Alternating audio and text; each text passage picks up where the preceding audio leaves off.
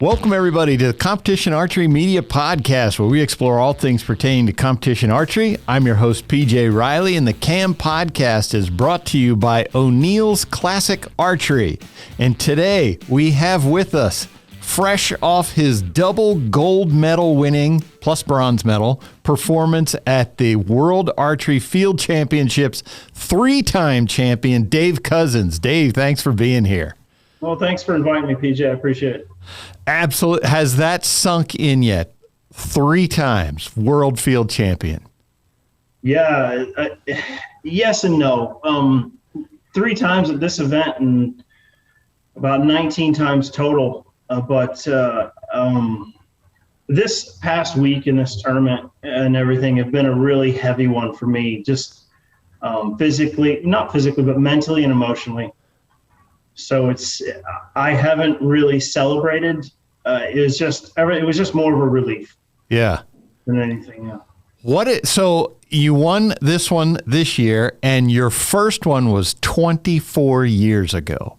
Yeah, I made my first World Archery team and U.S. Archery team in 1998, and it was a World Field Championships in Obergürtel, Austria, and I was 21 years old at the time. So that was the beginning. So, a quarter century. Yeah. 24 years, nearly 25 years later, to be in that same position, to be poised to potentially take another win again. It was a lot of memories and a lot of emotions kind of flooded back. I saw that at the end. Once you knew you had sealed the deal, you got very emotional. I can only imagine that. I mean, I would imagine it would hit me to do that at that level, 24 years apart. A lot of these things are young people's games. You won it when you were 21. To be able to do it again 24 years later, that to me is just super impressive.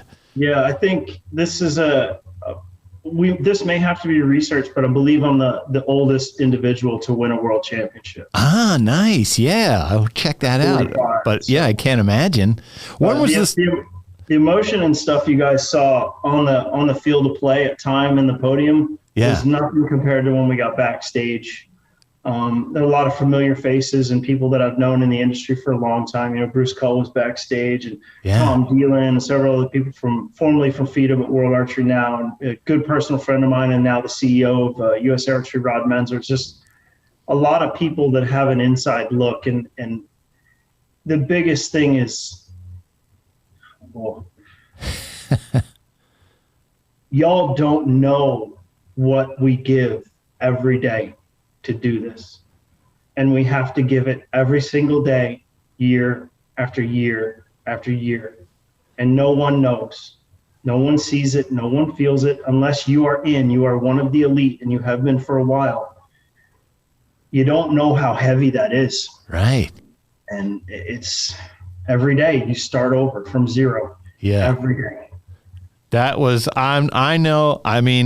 I'm older, so I always root for the old guy, whatever competition it is. So I know I was rooting for you. I was like, come on, I want to see the old guy win it. But I don't feel old. it's relative, For that competition, you're the old guy, not old yet. But when was the second one? That I didn't. When was the second one? I won my second World Field Championships in Hungary in 2010. 2010. Okay. And now I heard you talking on there about you went to win the World 3D in 2013, right? To become the only archer to win all of them. Yeah, and what are all of them? Okay, so World Indoor, World Outdoor, World Field, 3D, World Games. Okay, all 3. And are you still now the only one to win them all? That's correct. How about that? I mean, that's got to feel good. So many times we hear about there are a lot of people who are good at one discipline, but to be good at them all, I mean, come on. Yeah, the World 3D in 2013, that was a mission. I saw an opening. I saw an opportunity for something great to possibly happen. Yeah. I wrote emails to USA Archery and World Archery to see if I could go, if I'd be allowed to go, because they weren't sending a team. They weren't doing any funding. Oh, okay. So it was almost so ridiculous. And I hate to pick on USA Archery, but I will. They were like, we're not sending a team. We're not giving you any money. I says, I just need you to do some paperwork. Yeah. I can't register myself. It has to come through your federation. It's a very formal thing to go to a real world championship. Right. This ain't like hopping in the truck and driving to Georgia. This is a real world championship. Yeah. So we jumped through a bunch of hoops and finally got that thing. And I just, for like a month and a half, I just judged yardage and, practiced on. I didn't have any animals, and the animals I was going to shoot aren't even animals that are available in America. Right. So I didn't know if I was going to be shooting paper mache or cartoon animals drawn by kindergarten kids. I don't know what we were going to shoot. So I just ground judged, and I just really disciplined myself and focused on going there and getting that. So yeah, kind of like what we did here. But yeah, that was the last jewel in the crown to be the only person that has won them all. That's awesome. And I honestly don't think anybody else will ever do it again, because everyone is so specialized in what they do. Right. And in order to go from one game to another game and be competitive enough to beat someone that's dominant in their game and then move to another venue and repeat the process, I don't see it ever happening. Yeah.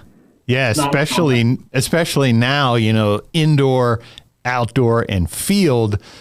Yeah, it's rare that you're going to have somebody who's dominant at all three of those. Yeah. And especially when you start talking about events that have elimination. Right. Yeah. One bad arrow, and your whole quest is over. Yeah, I didn't see Mike Schlosser's, but he missed one in his bronze medal match. Is that what happened? Or I don't recall what happened to Mikey in his bronze medal match. I was back in the staging area, just focused on what I was doing. Right. So let's talk about the World Field Championships. Yep. So it starts out, you shoot. Well, you tell me. You lay out how that tournament works. Right. Well, first and foremost, we got to qualify to get there. And then your first day is the unmarked round. You shoot 24 targets at unknown distances from 10 meters, which is 11 yards, all the way to 55 meters, which is approximately 60 yards. And it's 3 arrows per target, 72 arrows in a round. And then when that's concluded, the next day you go out on a different course and you shoot the marked round. And the marked round you shoot from 10 meters to 60 meters on various size target faces, and that's 3 arrows per target as well. Gotcha. Then moving forward, see, this is the part where I was kind of confused because I hadn't shot one since they changed the format. Okay. Before, you used to shoot your marked round, your unmarked round. They cut to the top 16. All scores were zeroed.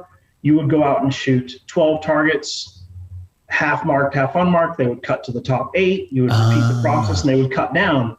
And there would only be a semifinal head-to-head. Gotcha. And then a gold or bronze medal match. Well, in this, apparently, the top 22 make the cut.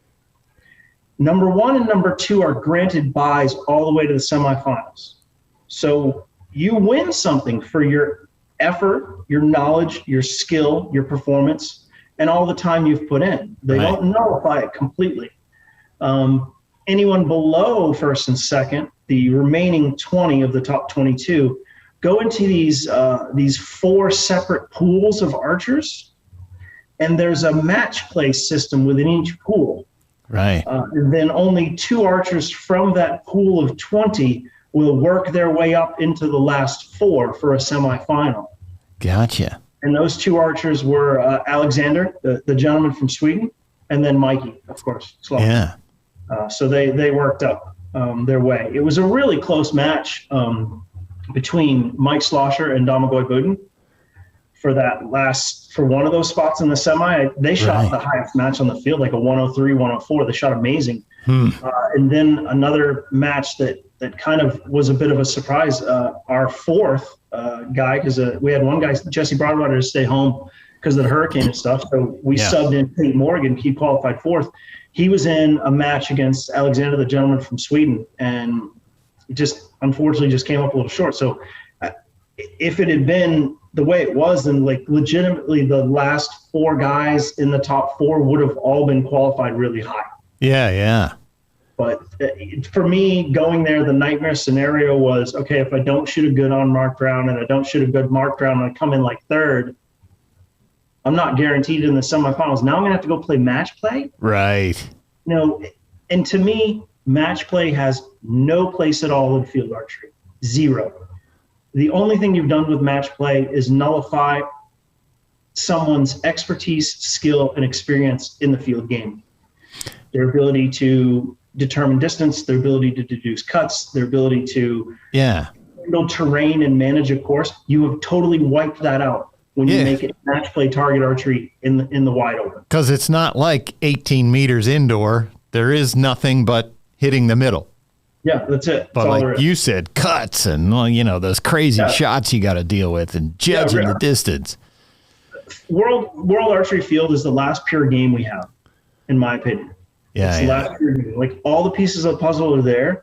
You have to be able to tune in with the environment and your equipment and solve the puzzle. And then you still got to make the shot. But when you turn that into match play and you put it on completely flat ground, it's target archery. Right. Yeah. So now if I, sitting here, am going to stereotype Dave Cousins, I think of you as field archery. Like, I think of you as that's where you excel at. Do you consider that as well? You've won them all, but do you consider yourself field archer first? I consider myself an archer first and foremost. And an archer will adapt to any game they're going to play. And if you're truly an archer at heart, you'll adapt and you'll learn and you'll ascend to the highest level in every game you play, one way or the other. Field archery has definitely been a passion for me because everything you do out there has to be validated, and it's going to be validated by what's on your scorecard and how tight your groups are. Did you manage the slopes all right? Did you manage the terrain all right? Were you fit enough and in good enough mental and physical condition to be out there for that duration and shoot good archery shots the entire time? Is your equipment correct? Because there's no redos. You need a good sight tape. Everything has to work from in some terms, we shoot as close as 2 yards all the way out to 101 or more. So everything has to be complete for that to work. Yeah. See those lights flickering? I see that. I'm probably going to lose power. We got a lot of high winds and rain up here. Oh, geez. We don't do this another time. But for me, field archery, it's the test of all tests. Yeah. It really is. I feel like I shot around here. Field was big in the early to mid 90s. You could find a field shoot every weekend. So I shot a lot of field archery, and I feel like I was the best archer when I shot a lot of field, just because you shot a lot of distances. I mean, like you said, just to get through a round, you had to have some stamina just to do that. So I think I'm a heart. I definitely consider myself a field archer, but first and foremost, I'm a competitor. So Right. So I want to talk about, before I forget, the gold medal match, 4 different targets you're going to shoot there. Yep. You go through the first 3, and then you come to the last one, which is this elevated thing up on a lift. Yep. What was the distance and what was the cut, or what was the degree of angle? Right. So the first day we shot it in the team rounds, mixed team with me and Paige Pierce, and then the men's team with Brady Ellison and Matt Yucca shooting barebow. And the first day we shot it at 40 meters. And I don't do angles. I just do percentages. Okay. And for me, I gauge that up. And for me, that was a 2.5% cut. So approximately, it was only 1 meter cut. It looked crazy steep. It wasn't steep. And a lot of people were overcutting it. Gotcha. The second day in the finals, we shot it at 35 meters. And you got to remember, World Archery, you have to stand behind the peg. You can't straddle it.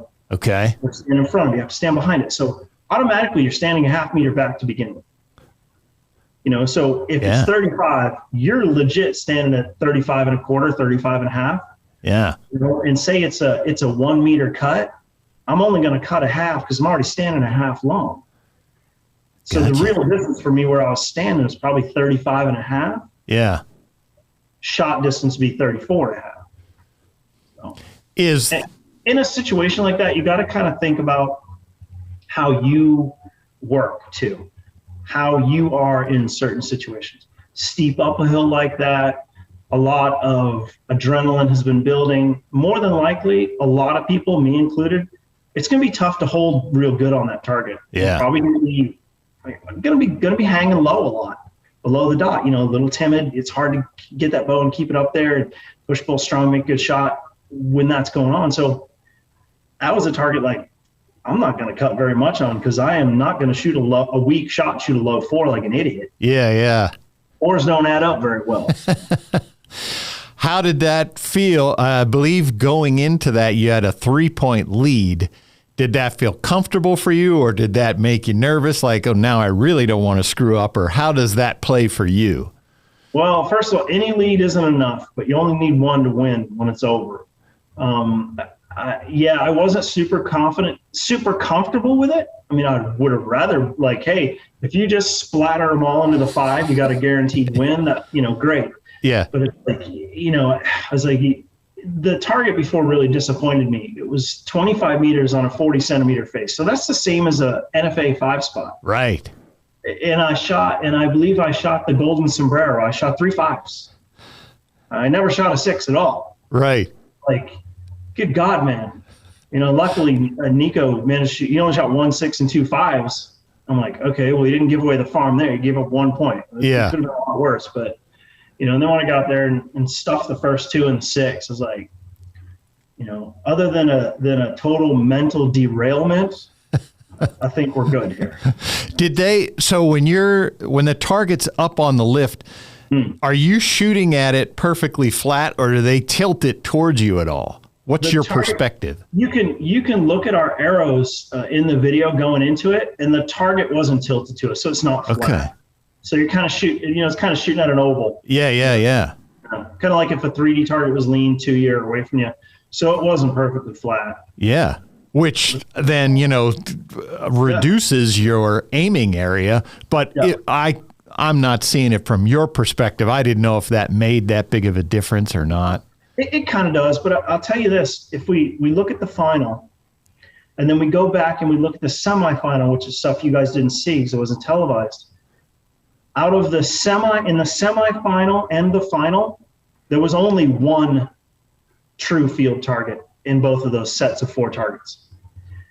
The one that you saw, which was the steep one that we finished on the finale, because it had an angle. The other 3 were just pretty mediocre. You know, they were okay. So we shot a 15-meter bunny, 16 yards, a little bit of an angle, bend at the waist, move your side a couple clicks. That's no big deal. And the next one we shot was like 50 meters, and then 25, and then finally a real field target. Well, if you rewind back to the semis, the match that I had to beat Mikey to go into the final, we shot the first one. It was dead flat at 25 meters. The second one was also flat, but it was like 55. And then we got to the only field target in that last 4. And it was 15 meters from a tower downhill. If you want to run angle, it's probably about 40 degrees. Oh, wow. That was the only field target we had. I picked up 2 points on Mikey on that target, and that's how I won. Right. I only had 1 target to make a move on. I mean, if you're going to stand there and just shoot target archery, I mean, it could be anybody's game. I mean, you know what? I could win. Mikey could win. Does anybody have an edge in that if it's just flat, straight up target archery? Between me and Mikey, no, I don't think so. I mean, I'm one of the only guys that's beat Mikey all year, and I've done it twice. So I needed a target that was field archery. Right. And then when you get into the final, you had 1 target that was field archery, and I stuffed 2 6s and a 5 in there to close it out. You know, so when they nullify this stuff and make it flat, it seems like when I think back to like the other matches that I've watched on TV, some of the Jesse stuff where they were clearly they were in Northern Europe somewhere, you know, shooting up a mountain. Stuff, shooting up or down. I mean, that seems. I mean, just from my limited knowledge of it, I know I'm way more imbalanced when I'm off balance than just shooting flat. Well, how do you practice that stuff in Maine? Are you able to practice that stuff? I'm not. It just comes down to years of experience and good, like, physical control of my body awareness, muscle memory, core stability, stuff like that. Yeah. So when you were preparing after you made the team in the spring through the summer, what were you doing anything different, or what was your preparation like? I'm stronger than I look, BJ. For me, it just, like I said, going into this one, there's some stuff I'm holding back here, but going into this one, this was a tough one. My motivation was really, really high for a little while this spring and this summer. Yeah. And then as fall, like autumn kind of approached and the tournament approached, like that fire kind of dwindled. It got really tough to get up every day and go out and shoot the bow. And there's another side to this whole thing that people don't, like I said, they don't know what you got to do every day. Right. The business side of this is changing rapidly. And in my opinion, it's not changing for the better if you're an athlete. When a kid with a camera and a phone and a YouTube account can make $250,000 a year doing absolutely nothing, have no accolades, no history, no resume, never been a competitor, and that holds a place in our industry, it really worries me about the direction our industry is going. Right. So, dealing with some things like that really killed my fire and motivation to train hard every day for this thing. Right. So I didn't. Yeah. I didn't for a while. And then I got mad. And I said, no, it's not happening. It's not happening today. Well, there's still air in this body and a soul. I won't let it happen. I'm going to go win this thing. Yeah. Well, we're glad you came to that realization. That's for sure. It's just the rapidly changing landscape on the business end of what I do is irritating and frustrating. Yeah. And I do take a lot of it personally because it has been my life for nearly 30 years now, 28 years. There definitely is, how people can get to be famous. I'll never forget one of the years at ATA, folks were coming in and they had Brady Ellison at the entrance handing something out. I don't remember what it was. And people were walking past him. Nobody had any idea who he was, but they knew all the TV hunters and stuff. Those guys they all knew. And I'm thinking, this is the Archery Trade Association show, and there's one of the best archers right there. And people don't even know who he is. Yeah. Yeah, and then that's got to be, I can imagine how that can be frustrating, winning, all the disciplines, world champion, only guy to ever do that. I mean, that's, like you said, we may never see that again. No, you'll never see it again. So, the business side it can really get you down. And, it's you always hear, oh, it's just business. It's not personal. Yeah. It's personal for me. This is my life. So, well, speaking of the business side, you were shooting a brand new bow, the PSE Dominator Duo. Tell me about that, because it had just come out. Obviously, it worked for you. Yeah. No, the bow shot really good. Brand new bow. Hadn't had it very long. I'd played with some prototypes off and on during the summer. They'd made some changes and stuff, and went out there. And at the time, is the best shooting bow that I have. It just fit me, really naturally. It fit my style really well. Shooting the same cam that I was shooting on all my other bows, which is an SE cam, in the E slot, with the same string cable tune, so nothing changed there. It was just a ride that fit me really good. Yeah. It was running better than my Citation was. It was running better than my Super RTX or my Super Focus. So for me, it was, if I was going to go do this thing, then it was a natural fit. It was what I needed to be shooting. And which length were you shooting? The 40? For me, it's the 40. It's always going to be a 40. At my drawings, a little over 31, anywhere from 31 to 31 and a quarter, depending on what day it is. Yeah. But that build with that SE cam and stuff, it allowed me to be a lot more comfortable than I have been, actually, a little bit. So I'm really kind of curious to see the future holds. But right, it really played a big factor in what I was able to do. And that's a pretty bold move to take a bow. I mean, I'd never shot it in a tournament. Yeah, right.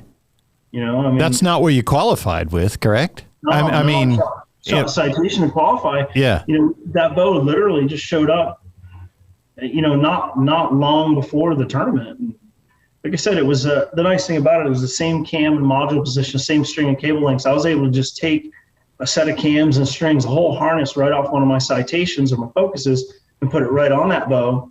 And then my timing wasn't going to move. My string wasn't going to create, you know, D-loop set in the right, like everything was perfect. Peak was perfect. Right. All I had to do was go shoot it. Nice.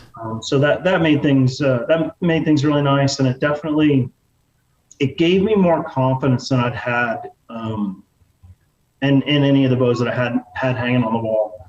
Right. So the individual gold medal is the last event, so that's at the end. But before that, you had two other medal matches to get into. You won bronze with the men's team with Brady and Matt Yaka, and then I believe this was the first ever mixed field team championships. Did I hear that correctly? Yeah, it was, and I didn't even know what the mixed team was. I had to read through the rules. I'm like, what is this?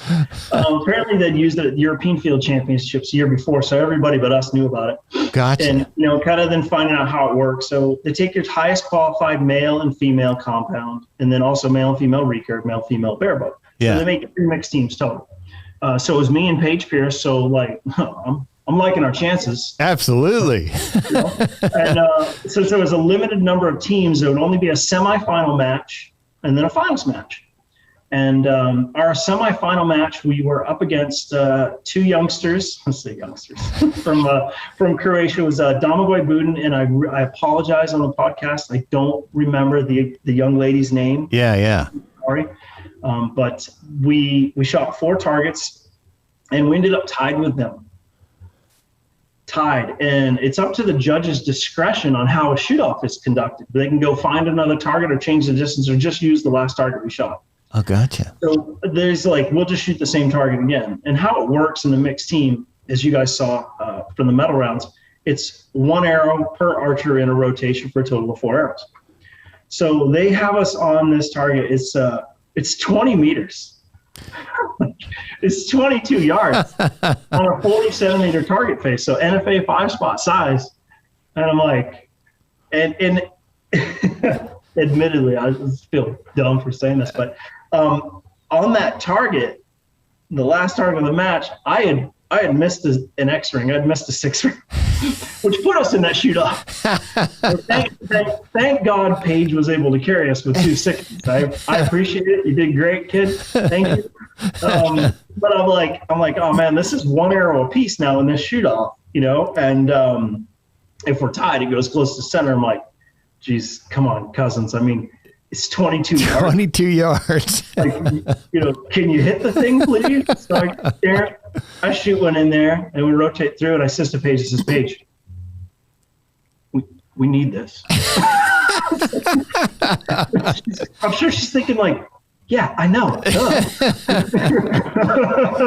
But yeah, we stuck 2 in there right on the cross, and they had a 6 and a 5. So there was a little bit of drama just trying to get through that. Bad, yeah. At first, you know, but then we got into the medal rounds, and you know, we found our groove and we got going along. We shot against a pair of really great archers from Germany. It was Henning and Julia. They're actually a boyfriend and girlfriend. So you know, It was really cool to shoot against them. I've been great friends with them for a lot of years. So cool. In a tournament like that, does that help you towards your final individual match, or is that all just separate? Are you not even, you know? It definitely helps. I mean, because you're going to be in the same field of play, same shoot-off venue. You know, you got a feel for we're on this rickety tower, and then they're going to take us down here. We're going to shoot this couple arrows down here, and then we're going to shoot this big one up high. And okay, so we've been down in the bottom. You know, the wind ain't really a factor here. So you get a feel for it. Yeah. But it's still, you would have gotten the same feel if you got on your phone and you got on YouTube and you watched the matches,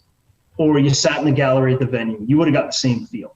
Right. I mean, change the targets and stuff. But yeah, I mean, anytime you can get more familiar with a venue, it's certainly going to help. Yes. Well, that's got to feel pretty good too, going out there. I mean, those are if you could win a maximum of 3 medals, I believe. Oh, so close. And you did. I mean, could have got 3 gold, I guess. That would have been the only advantage. But to go into the World Field Championships, in Yankton, you're shooting for Team USA. The two of you and Paige, are both the mixed team and individual gold medal champions, and then also won the bronze with the men. Yeah. In the home crowd. That's got to be great. Yeah, it was pretty cool. And, it'll play out more, over the winter as we get back around to tournaments and get face-to-face with people and stuff. Because, I mean, pretty much just anybody that saw anything were just the people at tournament, just other competitors. So as we start getting around to the indoor shoots and stuff, people are they're going to want to say hey and ask you questions about it and stuff. And that's super cool because it just gives you a chance to kind of, share field archery a little bit and maybe try to grow the sport some. But it's always super cool to win at home, especially in an inaugural event like the mixed team thing. And then it's always a pleasure getting to shoot with Brady and the other dudes, especially with the barebow dudes. I mean, we only hang out with those people, once every couple years. Right. And that's kind of a bummer because there's some cool people in that crowd, man. For sure.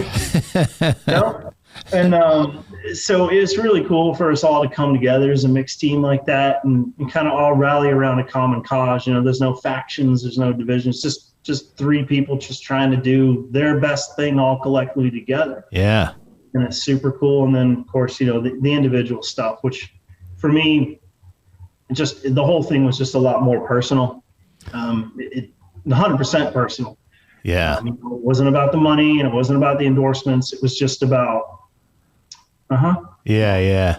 You're going to learn today. 45 years old, 3 World Field Championships. So I got to ask the question. Is that what's next? Are you looking ahead? Are you just like, I'm just going to keep shooting? What's your mentality? You're the third person to ask me that question, and I've answered them all the same way, but I've kind of filtered the vocabulary of it based on my audience. I'll tell you what I told the second guy that asked me that. When we were in the woods and we just finished at the finals venue, medal ceremony and everything.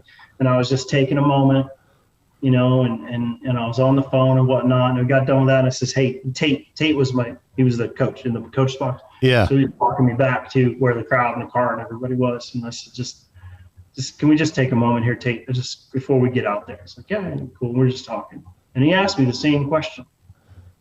And I told him, and I said, no offense to my peers, fellow competitors, anyone that I've ever shot with, against, or will, because our peers are incredibly talented athletes. Our peers are world champions. Yeah. Our peers are world record holders. Our peers are the best of the best in the pro division. That's what it is. To the left of me can be a world champion. To the right of me can be a Vegas champion, a world 3G champion. Our peers are an amazing group of people. But I told Tate, I'm going to keep going until somebody better comes along. I like it. And I mean, in the most respect, it's no accident. Here I am at 45. I've been doing this for a living for 28 years. Yeah. Still working, and I'm super grateful for it. And you can agree in your coverage, you look back, you've seen a lot of people come and go. They're hot for a minute and they're gone. And they never get it back. They just disappear. They never get it at all.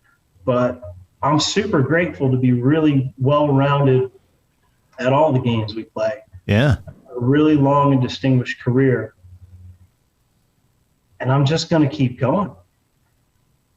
That's awesome. And I look at another thing, and I mean this with the most sincerity that I possibly can, but with a touch of Dave Cousins flair. I'm 45. I'll be eligible for senior pro in like 4.5 years. I don't see anybody else at 45 that's holding it down like this. No, sir. Well, and one thing that I appreciate, Dave, especially is, and if the younger people don't realize this, but I know that when I was 21, I have never shot at your level, but I shot better than I am now. And it was easier then. Like the struggle is real. Once you get over 40, it's not as easy as it was to do that. So I know that there are things that you're having to do that are much harder now than they were 20 years ago. Everyone will discover that, but yeah, it's not just physically. It's what being an adult comes with it. Even just seeing. You have insurance. You have a life. You have had relationships that have failed. You have been in the world. At 22, you have no idea. You don't care. Like, yeah, enjoy, because I'll be waiting once you're broken, and then we'll find out. But honestly, I can honestly say equipment has been a quantum leap over the 3 decades I've been doing this. Yes, obviously. For sure. The free flow and access to information, quantum leap in 30 years, okay? For me, the biggest thing that has made what I do easier, and it is easier for me to shoot at the level I do now versus 20 years ago, it's easier. I really learned what to care about and what to not care about. Uh-huh. When you learn to let go of things that don't need to consume mental energy or physical energy, you get laser focused. And then it opens up the rest of your mind to do and learn other things. Right. Learn from other things, from the world around you that may have nothing to do with the craft that you're trying to master. Yeah. You really feel like it's easier for you to shoot at this level now than it was. 100%. Man, props 100%. To you, man, because I struggle. I just found a place in my mind where there's a certain amount of energy that I need to devote to the things that have a positive attribute on this. Yeah. And then everything else that had a negative impact on this, I have learned to let it go, shut it off, cancel it. And I dedicate that energy to other things that enrich my life. Yeah, yeah. That are outside of what I do for a living. Like fishing. Going on a hike, I'm back dabbling, traveling, doing a little bit of hunting again, and stuff like that. But just spending the time. Right. Are you did you do, preparing for the World Championships, did you do any of your competitive fishing this year? Yeah. You did? Okay. Yeah. No, I qualified for my state team again. I was supposed to go to the St. Lawrence River in June for the Bass Northern Divisionals. I missed a Zoom meeting. Ugh. So that disqualified me from the team. Oh, no. Yeah, it's pretty nitpicky, that stuff. A Zoom meeting. Yeah. I was on an airplane flying home from Vegas, so. How about that? Yeah. I read the contract. I was supposed to notify somebody, and I didn't. A lot of that whole thing is like run by a bunch of guys who never got picked for anything in school. Right. Well, hey, while I have you here, and while it's a big topic in the world, I'm sure you saw the guys who stuffed the walleyes full of lead weights. Oh my gosh. That thing right there is, and everybody's talked about it, but what really concerns me is the potential ripple effect by like state and local agencies that, you get places that, especially in the Northeast, you get these little lakes and stuff, and you get a lot of people and a lot of influence from away, and they end up buying these places up and pretty much making access impossible. Yeah. How do you get somebody on a town select board or somebody involved in fisheries and wildlife on the state level or in the state legislature, and they slip a law in there, and they're like, we won't allow organized fishing events to go out of our location, or to be weighed in at our location. Mm-hmm. So now, as sportsmen and women, as outdoor people, we lose access because of something like that. So that's the kind of things that worry me. It's as long as there's been something competitive, there's been people trying to figure out a way to gain an edge. Right. And it's truly dirty and truly underhanded, and I think those guys finally got what they deserved. They didn't get everything. Not yet. Everything they deserve. They will. Yeah. Lucky they've made it out of the parking lot. But yes. It's a true shame for everything in the outdoors and everything we do from a competitive standpoint. From fishing to, big buck contests to even archery tournaments. When we start having litigation that comes against us losing access because of acts like this, right? Then it becomes a problem. We have some places here where we can't launch boats and have tournaments anymore because of public access issues. Right. And privatization of a public resource. And that is happening everywhere on a grand scale, not just in fishing, but in hunting. Yeah. Encircling of public lands with private lands and people falsely blocking access to tracts of land that are a legal, constitutional, God-given right by every American citizen to have access to that. So right. That's what I fear could come from this. So I believe I heard that for world rankings going forward, I think World Archery is now requiring field to be part of the system. Yeah. Do you see that then? And this may be my perception, but like I said, 20 some years ago, field around here seemed big. I could always find a shoot. Lately, I'm lucky if I can find one. Right. Do you think we'll see a swing back? I mean, field, that was my favorite game just because it was fun. Unfortunately, no. I don't think the change in the world ranking system will really do that much for field globally, especially not for that type of field game. Right. I'm really confused as to why they pulled it in there and included indoor. Honestly, unless you're in the world ranking, you probably don't care about the world ranking. Yeah, right. There's no bonuses for being at the top of the world ranking. World Archery cutting you a check for every month you're at the top of it. I don't know what they're trying to do there. Great that they're trying to include more archery as part of it and kind of demonstrate and show like, hey, we're open to everything. We're not just 50 and 70 meter target archery. We're going to open up to indoor field. Hey, that's great. Will it have an impact that means anything? Personally, I really don't think so. You still got to make your national team, and you still got to go to the World Cups and World Championships. So it's still a game for only about 6 people, 12 people from each country. It's not really a true world ranking. Right. So 2023, is there anything changing as far as what you'll be shooting for archery, or are you just planning on going through and doing your usual? We're going to go right back to all indoor all the time. All indoor all the time. All indoor all the time. You might see me sneak out to a U.S. Field Nationals because it's a game I love to play. Right. But the focus will be working with my marketing partners going forward. It will be all indoor all the time, and I talked about this in previous podcasts. Indoor archery is the most accessible form of archery worldwide. Period. That's true. There isn't a major city around the world that doesn't have an archery range, archery shop, or archery club. Indoor 18 meter. It takes a relatively short amount of time to learn the game, yet it takes a lifetime to master. It's just addictive enough to get you to come back.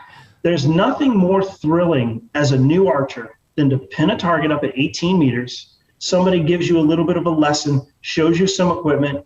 You manage to shoot some arrows down there, maybe break a knock, maybe get lucky, shoot a Robin Hood. Yeah. It might not have been in the 10 ring, but it's something you'll never forget, and you'll be back for more. And indoor archery touches more people than all other forms of archery except for bow hunting combined. And that's where I want to be, because indoors, you get a chance to actually be around people to talk to them. It's a great atmosphere. It's a relatively small number of arrows. You get the rest of the day just to hang out and just be in your thing, man. Just be with archery people. I don't know if I've ever heard anybody describe it like that, but you're right. Yeah. At it being accessible and at being just hanging out. Exactly. It's just a vibe. I mean, look at the success of these total archery challenge type things. Yeah. Yeah, it wouldn't matter if they were shooting at 5-gallon buckets or stumps or old tires. It's just about people getting together, and just flinging arrows and having a good time. So at 45, do you think you have a Vegas championship, a Lancaster Archery Classic championship, World Archery Indoor? You think you got one of them in you yet? Well, I mean, it hasn't been that long. I mean, I won a World Cup in 2019. You know, I was on a stage at Lancaster, made the podium, you know, over the last couple of years here, you know, a few times. Vegas, you know, we haven't gotten there, haven't got it done yet. But, you know, I guarantee this. If I don't win the tournament, I'll win the crowd. Now, for you with indoor, do you find that you do better on the just straight 18-meter shooting, or do you like the match play aspect being brought into it? Where do you sit on that fence? 6-1, half a dozen the other. Okay. It really doesn't matter to me. I mean, I think the format that we're using, like in Lancaster, that's a really well-rounded format. I mean, you got your qualification round, you got your match play. If you're lucky enough to make it all the way to the top 8, it's all combined, and it kind of favors a lot of things. Yeah, you got to shoot well. Yeah, you got to win matches, but you got to shoot quality scores to do it. And then you got to place well in the shoot-up. So the way you guys are running your stuff, it's the best indoor format there is, as far as, you know, taking care of everybody all the way around, well-rounded. Right. That top 8, I mean, that's a good group of archers, especially. It's the right way. Right. You know, you take a shoot like Vegas, it's been debated a million times. You shoot a 900 with 90 X's, you can shoot a 900 with 60 X's. You're in the show. Yeah. Or you can shoot an 899 and, you know, be in it, you know, with the lucky dog. So, you know, in the Vegas shoot off these days where it goes, we're going arrow by arrow. Wow. I mean, I bet the concession sales are good because that's the only way you'd get through watching it. You know, and y'all's format is just at Lancaster's. It's the best. There's no doubt. So. Awesome. We like to hear that. Especially indoors. I mean, indoors we kind of need some match players, some head-to-heads, because we have the degree of separation is so minimal. Right. You know, we go to Vegas and we have 20 people shoot 900s. You know, we have 3 women shoot 900s. Yeah. We go to NFA, we have, I don't even know how many of us there were up there in March, but there was a bunch. Yeah. You know, 15 of us, whatever, you know, and then on the women's side, you know, 2-3 women shoot 120X. So that match play and those shoot-offs, those finals, we got to have them. It's the only way we're going to declare a winner, you know, so. That's awesome. Well, I want to end on field archery, since that's what we're here to talk about. It is for field. The World Field Championships is every 2 or every 4 years? Every 2. It was 4 years because of the pandemic. So it was supposed to be in Yankton in 2020. They postponed it, did it in 2022. Okay. So 2024 will be the next one. I don't know where it is. Does Dave Cousins plan to be there? If it's a field, I'll dust off my boots and go to a field. Yeah, absolutely. Why not? Yeah. Do you shoot the NFA U.S. Championship every year? The NFA Outdoor Field Nationals? Yes. Yeah. You shoot that one every year, regardless. Yep. Okay. And I made a small mistake in Mechanicsburg this year on the hunt around. I actually shot an arrow on the wrong target. Right. Yeah. I gave 6 points away, and I would have been tied for first place. Oh, man. I mean, there again, another element of field archery, you know, being aware of which one you're shooting at. Yeah. For you, is there one target in field archery that you consider to be the most difficult or the most challenging? And obviously taking the elevation out of it, but, you know, if it's one of the bunnies or one of the 80-yard NFAA, before we went to the World Championships, I posted on social media. It was like my pro tip of the day. It was 2 things: is eat your veggies and practice your bunnies. Right. And I did see that. Yeah. And those bunnies at 10, 15, and 20 meters, those are key targets. Yeah. Those are very critical. You step up and, I mean, you miss one on a bunny, you shoot a 17 or God forbid a 16, you don't get those back. Yeah. They're gone. You know, like my semifinal match with Mikey, he shot a 16, I shot an 18 on a 15-meter bunny. You don't get those back. There's right. no do-overs. So like the bunnies, especially that 20-meter one, I mean, that it's a Vegas-sized Super X, a Lancaster 12, Lancaster 11 at 22 yards. You hit all three of those with little tiny arrows out in the environment, uphill in the wind. Yeah. You made some ground. That's an important target. So, yeah, always practice your bunnies, kids. Always that one. Good. Yeah. All right, folks, that is another episode of the Competition Archery Media Podcast. Dave Couzens, 2-time gold medal winner at the most recent 3-time world champion. Thanks a lot for being here, Dave. We appreciate it. Well, thank you very much, PJ, and the entire CAM audience for being invited to come on and talk with you and share the experience over the years. We talked multiple times, and it's always a great conversation with you, and I really appreciate it. So thank you very much. Awesome. We look forward to seeing Dave out there in 2023. Folks, if you like the Competition Archery Media Podcast, you can find it on all the platforms where you find your favorite podcasts. Thanks for being here today.